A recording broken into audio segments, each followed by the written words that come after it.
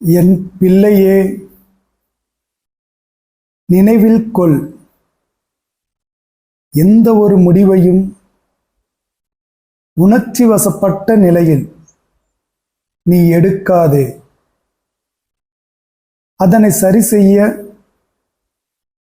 சில நேரம் அதிக காலம் எடுக்கும் என்பதை நீ அறிவதில்லை.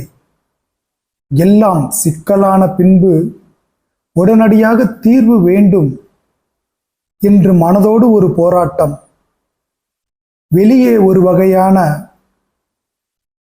போராட்டம் என்று நீ அல்லல் படுகிறாய். பிரிவினை ஆதரிக்கும் உறவுகளோ அல்லது நட்புகளோ அதன் பிறகு உடன் இருப்பதில்லை.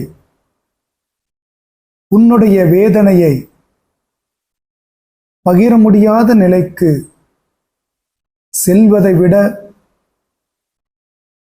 கொஞ்சம் விட்டு கொடுத்து செல்வதால் தோல்வியொன்றும் இல்லை. நான் என்கிற உணர்வோடு சிந்திப்பதை விட நாம் என்கிற உணர்வோடு சிந்தியுங்கள், மனம் விட்டு பேசுங்கள். நான் மட்டும் எப்போதும் இறங்கி விட்டு கொடுக்கிறேன். வாழ்க்கை துணை விட்டு கொடுப்பதில்லை ஒரு தடவை கூட என்று என்னிடம் சொல்கிறாய்.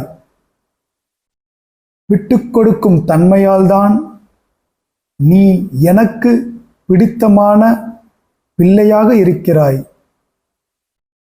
கணவன் மனைவிக்கு தனித்தனியே வெற்றியை தேடாமல் சேர்ந்து வெற்றி காண்பதே உண்மையான வெற்றி.